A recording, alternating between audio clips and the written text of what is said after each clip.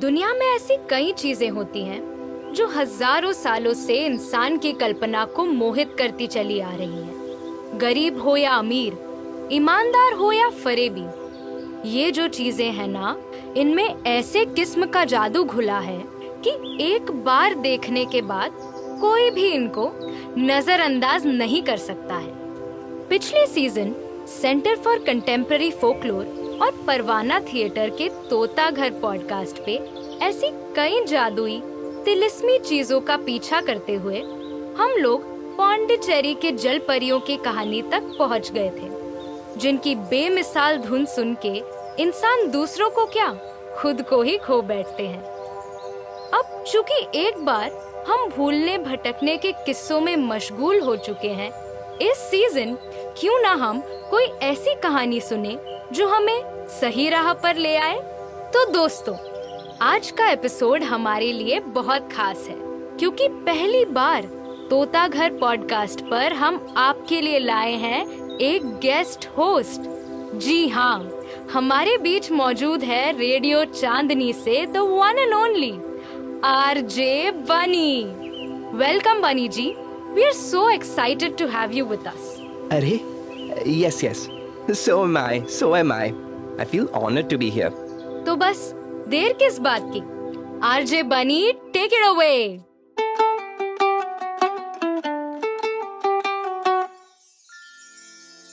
Good evening everyone. मैं आ गया हूँ आपका दोस्त प्यारा सा खरगोश आरजे बनी, और आप सुन रहे हैं सेंटर फॉर कंटेम्पररी फोकलोर और परवाना थिएटर की पेशकश तोता घर पॉडकास्ट। घड़ी कह रही है कि शाम के 6:30 बज रहे हैं, यानी सूरज आज के लिए आपको अलविदा कह चुके हैं, which means it's time to finally look up to the sky. Take a nice look at the prettiest satellite known to mankind and wave a big hi to the lone rabbit you see in the moon. जो आपको यकीन हो या ना हो, हमारे आदरणीय बड़े नाना जी हैं। और ऐतिहासिक सच का तो पता नहीं, पर हम खरगोशों की कम्युनिटी में तो माना जाता है कि बड़े नाना ने चांद पर अपनी जिंदगी बिताई थी, वो भी रूस की लाइका की अंतरिक्ष यात्रा के सालों पहले, अपने पुण्य के कारण और भगवान सक की कृपा से। अगर आज भी कोई धरती के किसी भी कोने से चांद की ओर देखे तो उसे बड़े नाना जी की परछाई जरूर नजर आएगी। अब दोस्तों, ये सवाल भी जायज है कि ये खरगोश मेरे बड़े नाना जी ये चांद पर पहुंचे कैसे? खरगोश के तो पर भी नहीं होते। इसका जवाब ढूंढने के लिए हमें करना पड़ेगा जरा रिवाइंड। असल में बड़े नाना जी के time we animals we used to be the ones who looked up to the humans and not the other way round. मेरे बड़े नाना, उन्हें इंसानियत पे इतना विश्वास था, इतना विश्वास था कि वे हर शाम चाहे कुछ भी हो जाए अपने 3 दोस्त ऊद, गीदड़ और बंदर के साथ कभी कभी गप्पे मारते थे, तो कभी कभी सीरियस बातचीत भी कर लिया करते थे। ऐसी ही एक शाम बड़े नाना जी को याद आया कि अरे, कल तो बुद्ध पूर्णिमा है, पुण्य का दिन है। हाँ, तो बुद्ध पूर्णिमा पे इंसानों की तरह हम भी उपवास पालन करें क्या? गीदड़ जी, उपवास रखने का विचार इतना भी बुरा नहीं है। खरगोश जी, अब काहे इनकी बातों में आ रहे हैं? आप गीदड़ जी को नहीं जानते? कितने मजाकिये हैं। उम्र के साथ इनके मजाक करने की आदत भी बढ़ती जा रही है। अरे भाई, तुम अपनी बंदर बुद्धि अपने पास रखो। कल कोई आम बुद्ध पूर्णिमा नहीं, महाबुद्ध पूर्णिमा है। महाबुद्ध पूर्णिमा। कल सूर्योदय से लेकर सूर्यास्त तक इस प्रदेश में जितने भी भिक्षु और साधु लोग हैं, सब के सब निर्जल उपवास पालन करेंगे। और मुझे लगता है उनकी ओर संवेदना और सहानुभूति के प्रतीक के रूप में हम चारों को भी निर्जल उपवास रखना चाहिए। और तो और कोई भी सज्जन थका हारा, भूखा प्यासा, भटकते हुए अगर हमारे पास आए तो हम उन्हें खाली हाथ लौटने नहीं देंगे। और कुछ?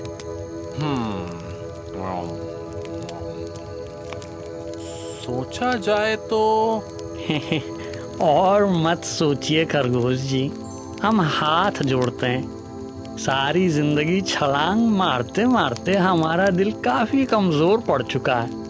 इतनी भलाई एक दिन में ले ना पाएगा। भलाई छोड़ो, ये कुछ ज्यादा नहीं हो रहा है? और ऊत जी, आप मौन व्रत लेके क्यों बैठे हैं? आपको कुछ नहीं कहना? आपको नहीं लगता खरगोश जी कुछ ज्यादा ही भावुक हो रहे हैं? मुझे तो लगता है कि जानवर को जानवर की तरह और इंसान को इंसान की तरह ही बर्ताव करना चाहिए, ना किसी को एक दूसरे के पल्ले पड़ना चाहिए और ना ही एक दूसरे की तरह बनने की कोशिश करनी चाहिए। अब बाकी आपकी मर्जी। मुझे क्या, उपवास रखने का फैसला अगर लेते हैं तो बता दीजिएगा।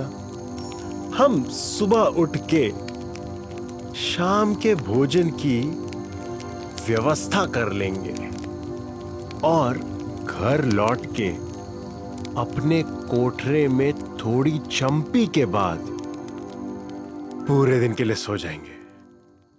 आप लोग सोच रहे होंगे, क्या अंत में वो उपवास रखते हैं? जी हाँ, बिल्कुल। मेरे बड़े नाना जी अपनी जुबान देने के साथ साथ दूसरों की जुबान ले चुके थे। उनकी बात कोई नहीं टाल सकता था। फिर तो अगली सुबह खाने की तलाश चालू। गीदड़ और बंदर दोनों के दोनों ऊद के बताए रास्ते पे चल पड़े और शाम के लिए अपने अपने खाने का बंदोबस्त करने पर लग पड़े। और उधर ऊद जी, वे सुबह सुबह खाना ढूंढते हुए जब नदी किनारे पहुंचे तब उन्हें कुछ ऐसा दिखा जिसके कारण वे 2 मिनटों के लिए एक छोटे से धर्म संकट में फंस से गए।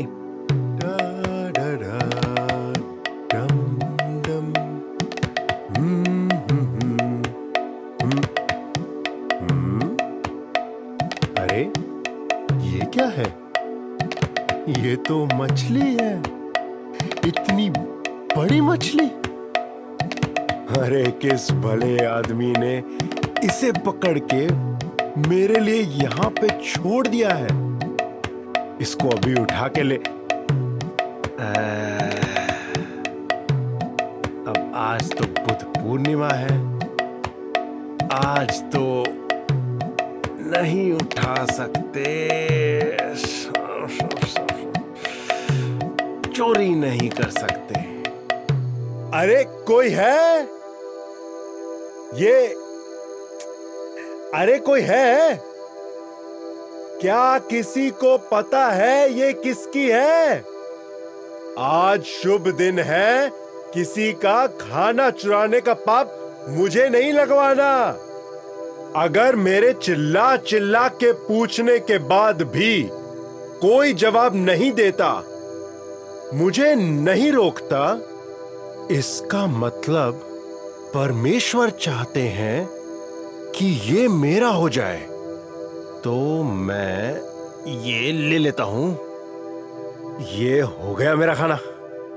सबके खाने का बंदोबस्त तो हो चुका था, पर हमारे बड़े नाना जी, आप सोच रहे होंगे उनका क्या? बड़े नाना जी सुबह सुबह उठकर बड़ी शिद्दत से नहा धोकर कच्ची मीठी हरी भरी घास और नीम के पत्ते डंडे ले आए थे। पूरे दिन उन्होंने अपने कोठरे को और आसपास की जगहों को साफ किया। इसी तरह जी तोड़ मेहनत करने के बाद जब वे उपवास तोड़ने के लिए शाम को तैयार होने ही वाले थे, उन्हें अपने कोठरे के दरवाजे पर किसी के बैठने की आवाज सुनाई दी। अभी कौन हो सकता है? ये कौन है? पानी पानी। अरे हाँ हाँ। अरे इनकी तो आंखें पीली पड़ चुकी हैं। शरीर में हड्डियों के अलावा कुछ नहीं बचा है। चेहरा इतना सूखा पड़ा है, अगर एक और दिन भूखे पड़े रहे तो जिंदा नहीं रह पाएंगे। आपका अंदाजा गलत नहीं है। हफ्ते बीत गए हैं कुछ खाए हुए। चल के खाना ढूंढने की शक्ति नहीं है। भूख के कारण आंखों में अंधेरा छा चुका है। कुछ दिखाई तक नहीं दे रहा। इस बेइंतहा भूख को सहने से मौत को अपनाना आसान लगने लगा है। आप कुछ खाना पसंद करेंगे? कुछ ला सकता हूं आपके लिए? इंसान घास फूस नहीं खाते। ये सुनकर हमारे बड़े नाना जी चुप पड़ गए। सोचने लगे क्या किया जाए। एक और दिन की भूख से तो ये भगवान को प्यारे हो जाएंगे, पर इन्हें खिलाने के लिए तो कुछ है भी नहीं। ऊपर से इन्हें खाली हाथ लौटाएंगे तो वादा टूट जाएगा। क्या किया जाए? क्या किया जाए? सुना है कुछ लोग खरगोश का मांस खाना पसंद करते हैं। हाँ, करते तो हैं। खरगोश का मांस काफी नर्म होता है। लगता है खुद की जुबान खुद पे ही भारी पड़ने वाली है। आप मुझे खा सकते हो। इस अनजान भिक्षु की भूख मिटाने के लिए आप खुद की बलि चढ़ा देंगे? देखिए, बात यह है कि मेरी उम्र हो चुकी है। ज्यादा दिन है नहीं मेरे पास। अगर मुझे खाने से आपको इस भूख से राहत मिलती है, थोड़ी देर के लिए ही सही, तो मुझे इस बात की तसल्ली हो जाएगी कि बुढ़ापे में भी मेरी छोटी सी जिंदगी किसी के काम तो आई। हाँ, किस्मत तो देखिए मेरी।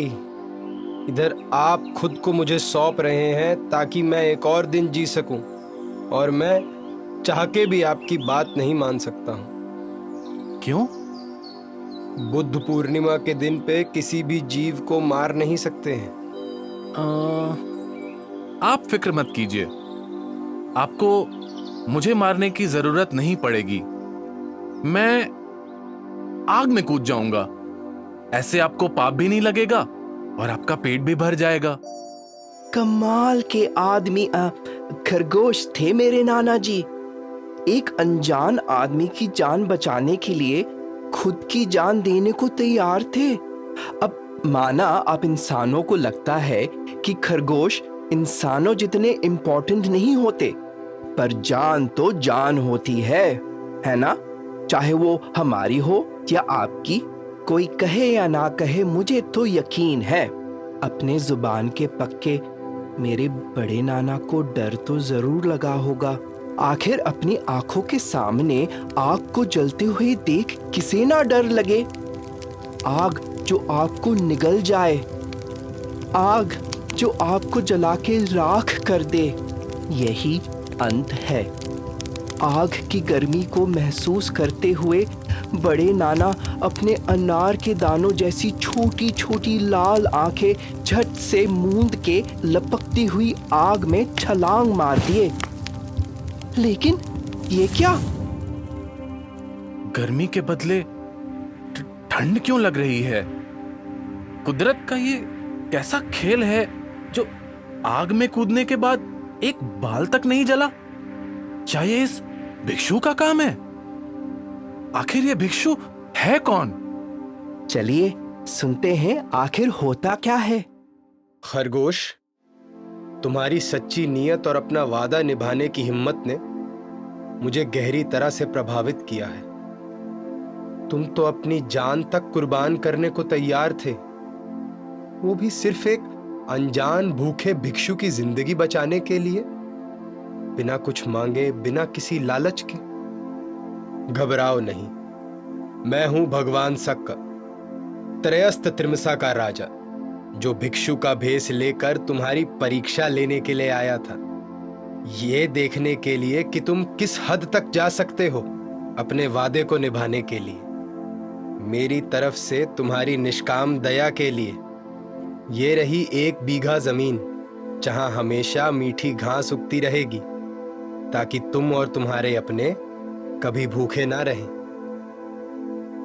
और क्योंकि आज पूर्णिमा है, तुम्हारी आकृति अब से हमेशा के लिए चांद पर दिखाई देगी।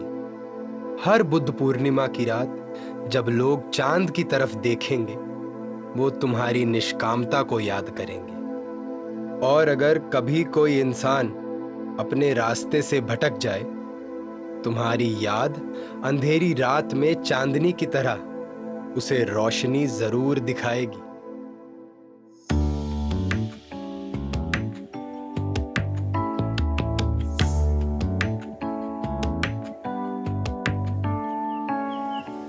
तो दोस्तों, ये थी मेरे बड़े नाना की कहानी। वही खरगोश जिसको भगवान सक ने अपनी दया और बलिदान के लिए एक तरह से अमर कर दिया। आज भी जब मैं चांद की तरफ देखता हूँ, मुझे नाना याद आते हैं और मैं सोचता हूँ, अगर हम भी थोड़ा सा निष्काम प्यार और दया अपनी जिंदगी में लाएं, तो दुनिया और भी खूबसूरत हो सकती है। मैं हूँ आरजे बनी। Thank you for tuning in. बड़ा मजा आया आज तोता घर में। आई होप कि इस कहानी को सुन के आज के बाद आप लोग जब भी चांद पर बड़े नाना जी का साया देखेंगे, आपको याद आएगा कि कभी कभी सबसे छोटे प्राणियों में भी सबसे बड़ी कहानियां छुपी होती हैं।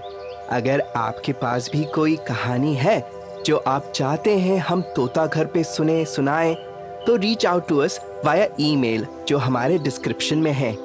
मिलते हैं फिर से, शायद अगली बार आपकी कोई कहानी लेकर। अभी के लिए अलविदा। Have a good night everyone.